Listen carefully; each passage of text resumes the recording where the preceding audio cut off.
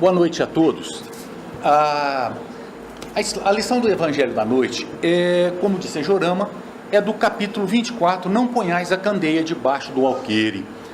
No decorrer da história da humanidade, há vários séculos e séculos e séculos, lá na Antiguidade, lá na Índia Antiga, no Egito, na Grécia, sempre algumas pessoas, elas eram como que iniciadas em alguns segredos da humanidade. Primeiro porque elas entendiam que alguns não tinham a capacidade de apreensão de determinadas ideias novas, ou mesmo para esconder ao vulgo, à população, à massa, alguns, entre aspas, mistérios.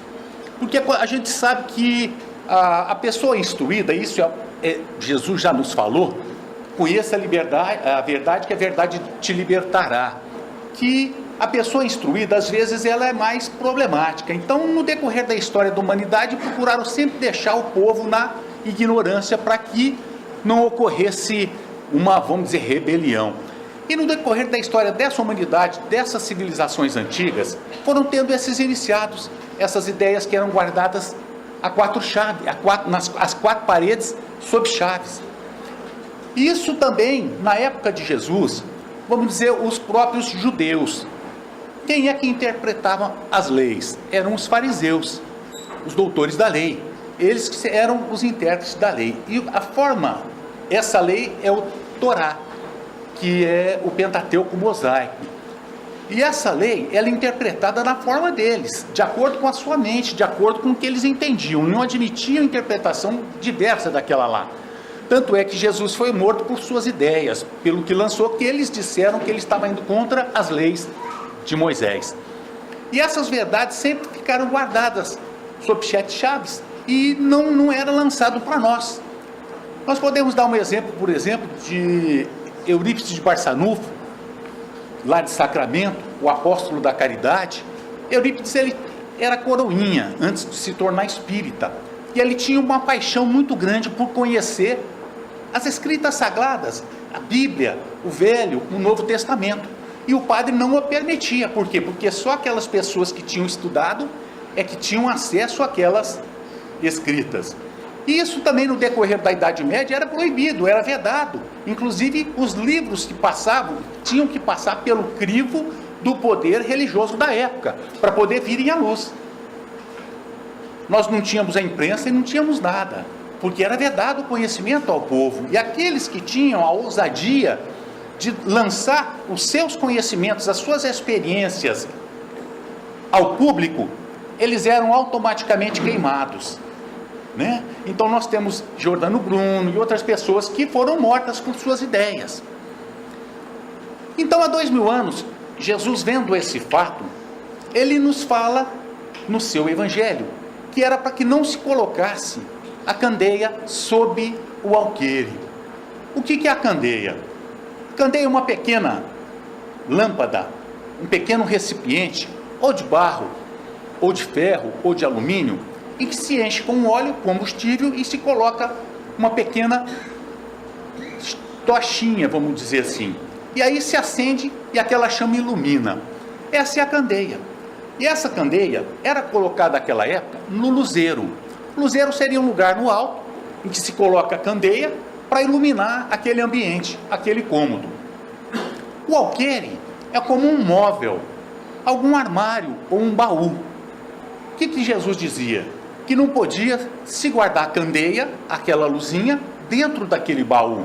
Por quê? Porque senão não iluminaria aquele cômodo. Mas o que ele queria dizer com isso? Para que todas as verdades fossem trazidas a nós, o povo. Para que os conhecimentos religiosos, filosóficos, fossem dados a nós também e não ficasse restrito àqueles iniciados, àqueles locais que eram considerados como os escolhidos. Isso foi o que ele nos trouxe através desse não esconder essa luz embaixo da mesa.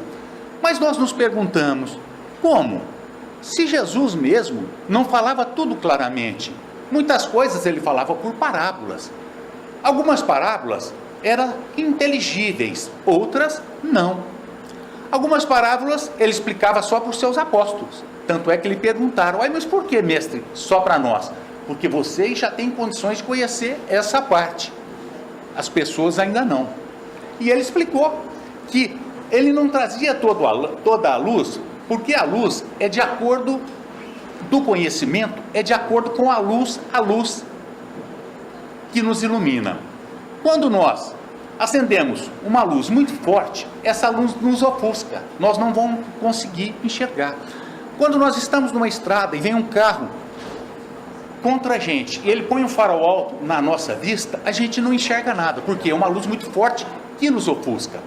E Jesus, sabendo disso, ele nos explicava que ele não podia trazer toda a verdade de uma vez só, mas, com um porém: há de vir o Consolador prometido, que esclarecerá todas as coisas e as colocará nos seus devidos lugares.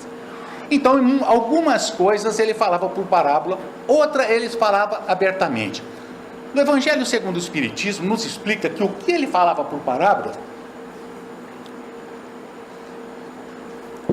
era a parte abstrata dos seus ensinos. Abstração, aquilo que eles não iam conhecer, conseguir entender ainda, em razão da grande materialidade daquela população à época. Mas era uma semente que já estava sendo lançada. Ele estava lançando a semente das suas ideias, dizendo: vem o Consolador. Para aquele momento bastava aquilo, o abstrato. Mas o que é o abstrato? Há muitas moradas na casa do meu Pai. Ainda hoje, a maioria da população mundial não entende quais são essas moradas. Não sabe quais são essas moradas. A doutrina espírita já nos explica. Temos as moradas interiores, que são os estados de espírito em que nós nos encontramos. Nós temos as moradas físicas, as moradas incorpóreas ou espirituais, através, por exemplo, da colônia do nosso lar. Nós temos as moradas do universo, quais sejam os mundos, os diversos bilhões e bilhões de mundos que existem no nosso universo. Hoje ainda, se nós falamos que existem mundos habitados e não só a Terra, muitas pessoas não acreditam. Que dirá aquela época se Jesus falasse de alguma coisa ou de alguma abstração, tentando explicar isso? Não podia. Mas as luzes seriam soltas de acordo com o entendimento da humanidade. Porque a humanidade, nós, espíritos, não somos outros. Somos os mesmos espíritos que vemos que estamos vindo ou caminhamos no decorrer dos séculos e séculos e séculos, e hoje nós estamos nessa situação evolutiva. Passamos pelos vários reinos e vamos crescendo para a luz, porque é o final, é o objetivo de todos nós, a plenitude. E nesse caminho nós vamos passando pela história da humanidade e escrevendo também a nossa história. Quando se fala dessa forma para algumas pessoas, dessa realidade, que é um dos princípios da doutrina espírita, que é a pluralidade das existências, muitos não acreditam. Ora, e se Jesus falasse isso naquela época? E ele foi morto por algumas ideias. Então Jesus não podia falar abertamente tudo aquilo que ele sabia, mas ele lançou a semente da abstração para o futuro. E sobre a caridade e o amor, ele falou abertamente. Parábola do samaritano, por exemplo, quando procurado pelo doutor da lei. Esse doutor da lei, ele queria saber: como é que eu faço, mestre, para ganhar o reino dos céus? Uma forma de colocá-lo numa situação difícil. Ele disse: tu sabes. Por que Jesus disse ao doutor da lei: tu sabes? Porque no Velho Testamento fala: amar a Deus sobre todas as coisas e o próximo como a ti mesmo. Tu sabes. Aí o sábio, o doutor da lei, falou para ele: então amar a Deus sobre todas as coisas e o próximo como a ti mesmo? Sim, é isso, vá e faça isso. Mas o doutor da lei, querendo colocar numa situação difícil, perguntou: mas quem é o meu próximo? Por que é que ele perguntou quem é o meu próximo? Porque para o judeu, o próximo era só o próximo judeu. Todos os outros povos eram considerados estrangeiros, gentil. E em razão da lei, em razão do Pentateuco mosaico, que era um código de normas, inclusive no terceiro livro, Levítico, civis e criminais, rígidas. Por quê? Porque estava trazendo um povo escravizado no Egito por 400 anos para a terra prometida. Precisava de normas rígidas. O que Jesus fez? Tentando passar isso para aquele judeu, ele contou a história do samaritano. Descia um homem de Jerusalém a Jericó e no caminho ele encontrou uma pessoa caída à beira da estrada. Esse homem parou, atendeu essa pessoa, levou para uma estalagem, pagou para que ele ficasse lá e disse para o dono da pensão: quando eu voltar, se ele tiver algum problema, por favor me fale que eu pago. 3 pessoas haviam passado por aquela pessoa caída à beira da estrada: o sacerdote, um religioso, o levita, da tribo de Levi, um religioso, e esse que o acudiu, um samaritano. Por que Jesus usou do exemplo desse samaritano para com aquele doutor da lei judeu? Porque eles não tinham nenhum tipo de relação amigável entre si. Na verdade, eles se odiavam. Jesus usou o samaritano, que ele sabia que aquele doutor da lei o odiava. E perguntou depois para o doutor da lei: me diz, qual dessas pessoas que o senhor disse que foi o próximo daquele que estava caído? O doutor da lei não falou nem o nome do samaritano, e nem samaritano, diz: aquele que usou da misericórdia. É isso. Nesse caso, não precisava esclarecer essa parábola, porque demonstrou que o próximo são todas as pessoas do universo, nossas irmãs, independentemente de raça ou etnia, que hoje fala, independentemente da situação, independentemente dos locais em que se encontram, as condições em que se encontram, do pai qualquer, porque nós somos irmãos em Deus. E isso exemplificou Jesus de uma forma clara. Então, algumas parábolas ele contava, tinha a forma clara. Mas, nesse capítulo, nós temos a candeia sobre o alqueire, e nós temos porque Jesus falou por parábolas, e não vades aos gentios. Como Jesus falava por parábolas, e ele muitas vezes tinha que explicar aos seus apóstolos aquilo que ele estava falando, ele sabia que eles também não estavam amadurecidos para poder levar aquela mensagem aos estrangeiros. A mensagem foi trazida por quê? Primeiro aos judeus. Foi trazido primeiramente aos judeus porque eles, depois de terem saído lá do Egito para a terra prometida, trazido por Moisés, Moisés implementou e fez com que se fincasse, enraizasse a ideia do Deus único, monoteísmo. Os estrangeiros, os gentios, eles eram idólatras e politeístas, acreditavam em vários deuses. E os apóstolos, ainda não preparados naquele momento em que Jesus ainda estava encarnado, eles estavam preparados para levar a mensagem aos seus. Tanto é que tinha o Tiago, que ele era radical ainda com a religião judia, embora ele conhecesse a doutrina de Jesus. Da mesma forma, Pedro, se nós olharmos no livro Atos, que é imputado a Lucas, nós vamos ver que Pedro tem uma visão, e nessa visão ele se vê, ou se enxerga, ou ele vê alguns animais que eram considerados impuros e que judeus não comem. E ele ainda tinha arraigado dentro de si essa ideia, de que existe as pessoas impuras e as puras, os escolhidos de Deus, que era aquela raça, a raça dele. E nessa visão, ele vê que não era assim como ele pensava, que ele ia ter que acolher alguns convites de estrangeiros. Não passou um tempo, ele teve um sonho, uma visão, não passou um determinado tempo, batem à porta de onde ele estava.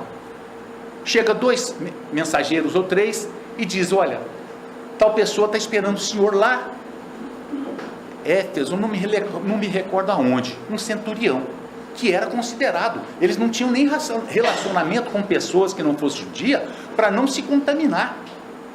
E aí Pedro foi, porque teve essa visão, mas isso depois da morte de Jesus. E aí eles tiveram condições de ir aos gentios, levar a mensagem de Jesus aos gentios. Tanto é que foram mortos no núcleo, no seio da gentilidade da idolatria e do politeísmo em Roma. E olha só esses apóstolos, o que precisou para que eles criassem essa força para ir aos gentios levar essa mensagem de Jesus. Ora, primeiramente, Jesus foi traído por um dos seus melhores amigos, Judas. Jesus foi negado pelo seu melhor amigo, Pedro. Jesus foi abandonado por todos os seus amigos, à exceção de João e das mulheres. Jesus foi desacreditado. Como? Quem é que diz? Só acredito se eu enfiar o dedo nas suas chagas. Tomé não acreditou que Jesus tinha voltado. Jesus estava desacreditado. Tanto é que Jesus apareceu naquele local, dentro daquela sala, e diz: toque minhas chagas, Tomé. E ficou esse dito popular até hoje: só acredito vendo, por causa de Tomé. Benditos sois aqueles que acreditam sem ter visto. Por quê? Vê pelo coração. Então Jesus passou por todos esses problemas, por esses abandonos. Mas, a partir desse momento, eles acordaram e começaram a levar essa mensagem de Jesus até os gentios. Até os gentios. E com uma fé, com uma coragem, que poucos teriam como eles tiveram. Que não tiveram medo, vamos dizer, de serem mortos, para levar essa mensagem de Jesus. Eles, com aquela coragem, a coragem de sua fé, eles iam até os gentios. Todos, à exceção de João, foram mortos. Tomé, mortos a flechadas na Índia. Bartolomeu, Silas, outros crucificados. Pedro, crucificado em Roma de cabeça para baixo. Porque quando ele foi ser morto e crucificado, ele disse: eu não sou digno de morrer como meu mestre. Eu quero morrer de cabeça para baixo. Fizeram a sua vontade, crucificaram Pedro de cabeça para baixo. Mas desses discípulos de Jesus, que não um apóstolo, o primeiro a ser morto por ele, mostrando a coragem da sua fé, Estevão. Estevão foi morto, lapidado, a pedradas lapidado. A mando de quem? Saulo de Tarso, que mais tarde veio a ser o apóstolo Paulo, morto também, decapitado em Roma, por levar a mensagem de Jesus. Estevão, depois Tiago Maior, irmão de João, morto ao fio da espada. Tiago Menor foi levado ao átrio do Sinédrio, jogado pelas escadarias abaixo, e aquele povaréu, aquela turba enfurecida, aqueles animais, o apedrejaram também. Todos, sem exceção, ou melhor, à exceção de João, que ficou com Maria, cuidou dela até velhinha, lá em Éfeso. Interessante, e recomendo aos senhores, como a doutora Elídia recomenda, o livro Paulo e Estevão, que é a história do apóstolo Paulo. Esse apóstolo Paulo também demonstrando a coragem da sua fé, que é esse próximo item, como nós estamos dizendo, dos apóstolos. Ele era radicalmente religioso, ao extremo. E ele começou a perseguir os cristãos, que não eram chamados de cristãos, e homens do caminho, porque eles tinham uma casa no caminho, em que atendiam os necessitados, os doentes, os leprosos, atendiam todas as pessoas, carentes e necessitadas. Esses homens chamavam homens do caminho, que mais tarde, lá mais para frente, quando Lucas conheceu Paulo, achou melhor que fosse denominado essas pessoas que seguiam Jesus de cristãos. Ora, mas se nós seguimos a Cristo, por que não nos chamar de cristãos? Foi a partir desse momento que nós fomos chamados de cristãos. Nós, eu digo porque todos nós somos cristãos. Espíritas é cristão, evangélico é cristão, católico é cristão, hindu não é cristão, budista não é cristão, Então nós, 2 bilhões e 500 milhões de habitantes no mundo, somos cristãos. E a coragem da fé desses homens, em especial de Paulo, foi muito grande. Paulo, na estrada de Damasco, vê uma luz. E ele perseguia os cristãos, primeiro, pelo radicalismo na sua religião. E, em segundo plano, pelo amor que ele tinha a Abigail, que Ananias tinha convertido ao cristianismo. E ele não admitia, em seu orgulho. Está no livro Paulo e Estevão. E estava perseguindo, e os prendia e os torturava. Estevão, ele foi conhecer na casa do caminho.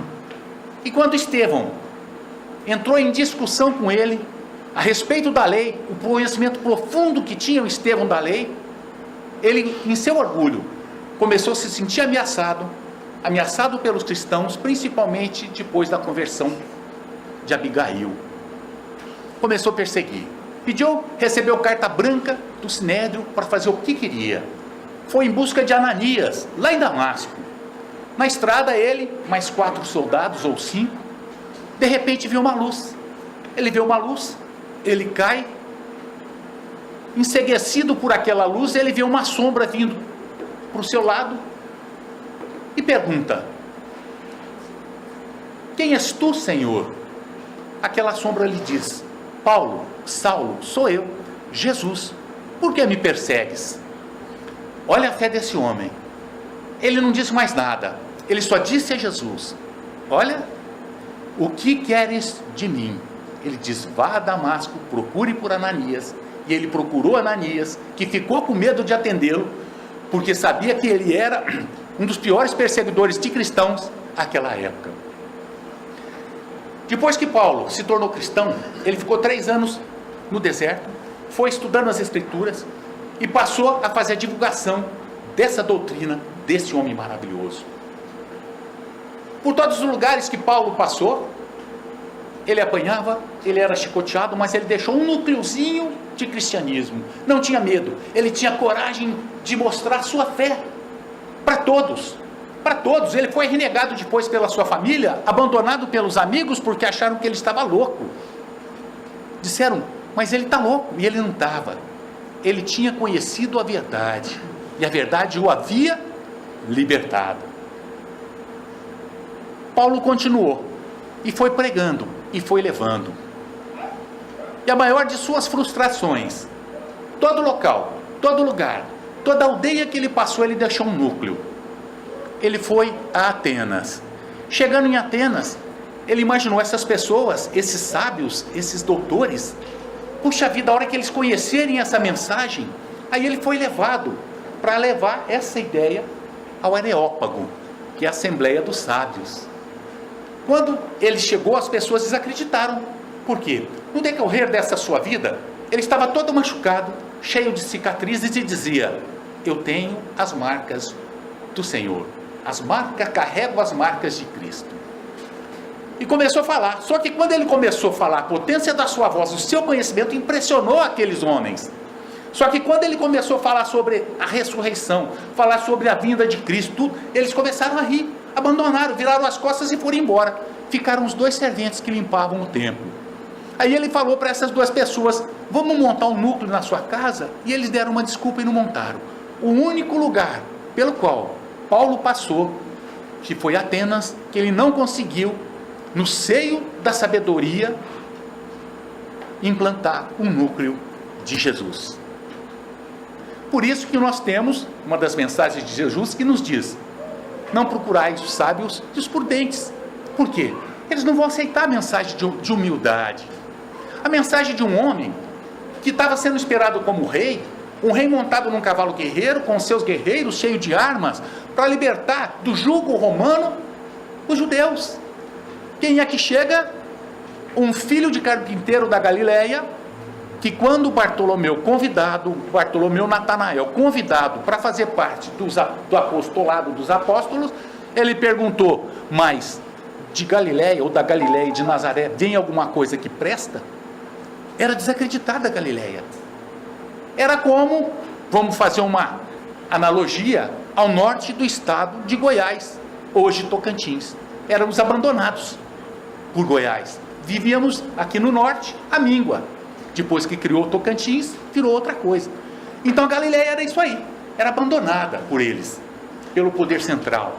Então era desacreditado. Então vem quem? Um galileu, carpinteiro, ou seja, trabalhador braçal, uma das profissões mais na hierarquia,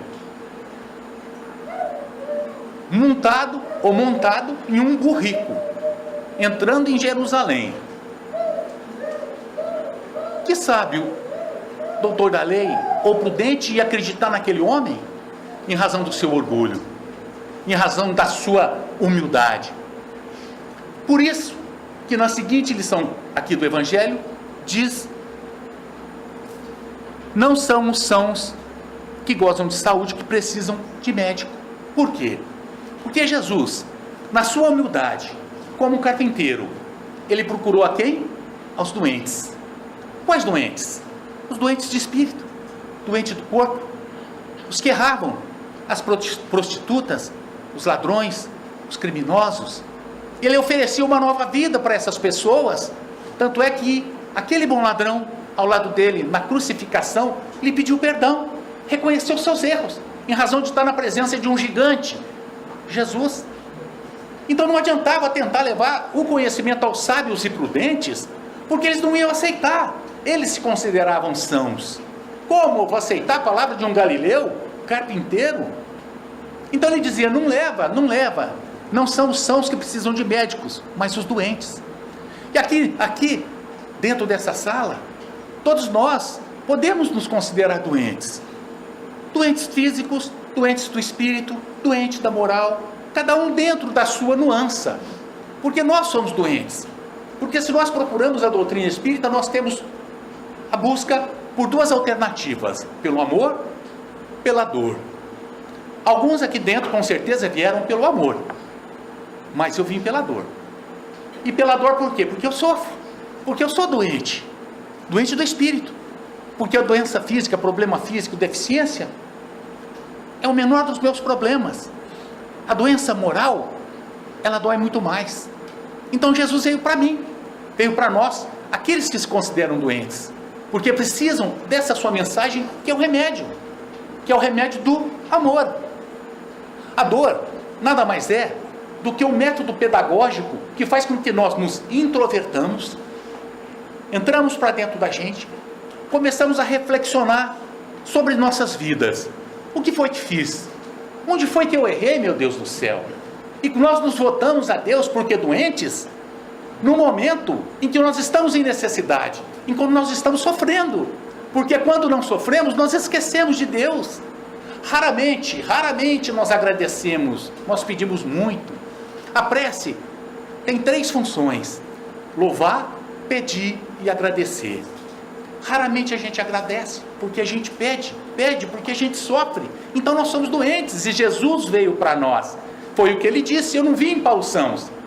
Só que aqueles pseudo-sãos, um dia vão acordar para a luz de Jesus, para essa necessidade de serem humildes, porque é só através da humildade, do exercício desse gigante positivo da alma, que é a humildade, que nós vamos chegar a ele. Porque enquanto nós tivermos esse orgulho, nós tivermos a pretensão de sermos aquilo que nós não somos, de buscarmos coisas que nós temos sim que buscar, porque nós necessitamos das coisas para viver, mas enquanto só pensarmos em termos e não também sermos, nós vamos sofrer. Porque essa nossa felicidade, através dessa ponte Jesus, vai ser encontrado no que ele nos ensinou. Aonde? Onde está o seu tesouro? Está dentro do seu coração. Consequentemente, a partir do momento que nós começamos a conhecer essa mensagem de Jesus, a sua mensagem de amor, de perdão, Moisés trouxe a lei, a rigidez, a disciplina. Jesus trouxe o amor. Disseram-vos, olho por olho, dente por dente, mas eu vos digo, façai bem aquele que vos quer mal. Se alguém te bater numa face, dê também a outra. Se alguém pedir para que você o carregue 1000, carregue 2000 passos. Se pedir o manto, dê também a túnica. Mensagem de amor. A partir do momento que nós conseguirmos colocar essa mensagem de amor dentro de nós, nós vamos conseguir adentrar o último item da lição de hoje do Evangelho, que é carregar sua cruz. Quem quiser salvar a vida, perdê-la-á. Cruzes. O que são as cruzes que ele pediu para que nós carregássemos? São as nossas necessidades, os nossos sofrimentos, as nossas dores. São as provas do nosso dia a dia, que são as nossas cruzes. Ele não pede hoje que nós nos demos ao holocausto da nossa própria vida por sua ideia, por sua doutrina, mas simplesmente o holocausto das nossas más tendências, trazendo para dentro de nós essa luz que ele veio nos trazer, para que nós possamos carregar com galardia as nossas cruzes. Nós temos cruzes por quê? Porque nós, conhecedores da doutrina espírita, que sabemos que estamos no mundo de provas e expiações, bem mais próximo do primitivo do que da angelitude, nós somos devedores. De Deus? Não, de nós mesmos, da nossa consciência. E em razão de erros transatos, quarto princípio da doutrina espírita, pluralidade das existências, se não tiver no presente, está no passado. Hoje, nós estamos colhendo o resultado da semeadura anterior. Então, esse sofrimento, essa dor, essa cruz que hoje nós carregamos, foi por nós próprios colocada em nossos ombros. O único ser que desceu à terra, que veio à terra, que não devia e que carregou uma cruz, foi Jesus. Então todos nós, todos sem exceção, temos problemas. Nós temos dores, ou problemas com familiares, ou problemas financeiros, econômicos, ou problemas morais. Todos nós temos problemas. São as nossas cruzes, as cruzes que nós devemos carregar, tendo a coragem da fé que Jesus nos ensinou, através dos exemplos dos seus apóstolos que se entregaram à morte, e os exemplos que nos foram trazidos no decorrer da história da humanidade, que o mais próximo de nós hoje é Francisco Cândido Xavier, o exemplo de vida daquele garoto que com 3 anos de idade, a sua tia, que ele ficou órfão, espetava a sua barriguinha com um garfo, fazia com que ele lambesse o joelho do seu primo que estava machucado, porque ela entendia que se lambesse a ferida ia ser curada, que tratou Francisco Cândido Xavier como um cachorrinho, que um dia foi convidado pelos amigos que insistiram para que ele fosse num local de prostituição, para perder sua virgindade. O que ele fez? Todas as moças lá presentes se ajoelharam e rezaram com ele. Levou a mensagem de Jesus àquele local. Olha o exemplo desse rapaz. É melhor que a gente? Não, ele é um espírito mais evoluído. Mas o que quer dizer a evolução de Francisco Cândido Xavier? Mais vivido.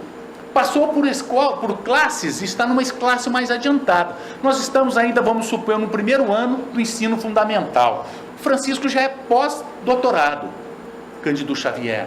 Então nós estamos começando. Nós vamos chegar lá. Essa é a mensagem da doutrina espírita que nos anima. Nós vamos chegar lá, porque nosso sofrimento não é eterno. As nossas cruzes não são eternas. Por mais que ela dure, pode chegar até 90 anos, 100 anos, só. Aí acaba a cruz física. Mas a cruz continua se nós não nos portarmos com dignamente nessa vida, semeando coisas que no futuro nós vamos colher o fruto amargo da nossa desídia, como hoje nós estamos colhendo. E carregar essas cruzes nada mais do que isso. Em relação a cruzes, muitas vezes nós queremos evitar os problemas, as dores, a nossa família. Não, mas é o núcleo que nós nascemos. Essa família é aquele berço que nos acolhe, é o braço. Mas eu não tive, a minha mãe me abandonou, mas teve um braço que te acolheu, de uma enfermeira, de uma pessoa, de um vizinho, de uma avó. Porque se está vivo hoje, é porque alguém te acolheu. E se está podendo aqui ouvir, é porque alguém tratou uma doença que você poderia, ou nós, ou eu poderíamos ter morrido. Não necessariamente a mão de um parente. Mas esse núcleo que faz com que nós cresçamos, o núcleo do trabalho, o núcleo social, onde nós estejamos, a necessidade da lapidação, a necessidade do atrito, para que a gente possa crescer, através do exercício da mensagem de Jesus, amai ao próximo como a ti mesmo. Essas cruzes que nós não podemos cortar, porque se cortarmos, nós vamos ter que voltar e fazer tudo de novo.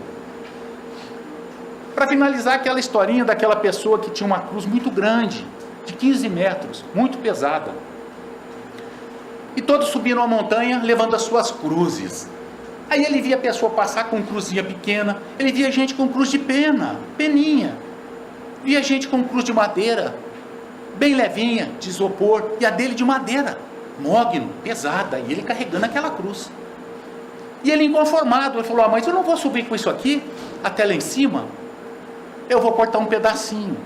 Aí ele pegou um pedacinho da sua cruz, cortou lá no pezinho dela, foi subindo um pouco mais cansado, vou cortar mais um pedacinho, cortou mais um pedacinho da sua cruz, foi subindo, foi cortando, chegou lá em cima, à beira de um precipício muito grande.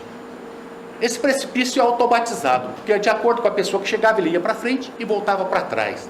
Isso é para descontrair. Mas o que aconteceu? Chegou do lado de lá, ele viu o rapaz, o porteiro. Como alguns brasileiros, não todos, que a maioria é educada, ele: vem cá, rapaz. O porteiro falou: pode falar, meu senhor. Olha, eu quero chegar aí, como é que eu vou fazer com esse buraco no caminho? Falou: mas é fácil, o senhor está com a ponte na mão. Que ponte? A sua cruz. Como? Uai, a sua cruz tem o tamanho exato dessa ponte, desse buraco. Põe a sua cruz em cima desse buraco que você atravessa e vem para cá. Ah, mas a minha cruz é pequena. Você cortou, cortei. Você vai ter que voltar e fazer tudo de novo. Então nós temos, quando chegar no final, os benefícios que nós mesmos plantamos, e essa cruz nossa, se cortarmos e evitarmos, nós vamos ter que chegar e voltar a fazer tudo de novo, que são os erros que nós cometemos, a semeadura no hoje das nossas vidas. Por isso que nós possamos ter nos nossos corações a plena certeza, absoluta. Primeiro, Deus existe. Segundo, Deus não nos abandona. Terceiro, Ele é Pai de todos nós. Quarto plano, nós somos herdeiros do universo. E se nós somos herdeiros dessa magnitude, por que sofrer por quimeras? E tendo a consciência de que todo sofrimento passa, toda dor tem um fim, e de que a felicidade não está lá fora, a felicidade não está numa pessoa, não está num carro, não está numa cadeira, não está num bem, não está em ninguém. A felicidade está dentro do nosso coração.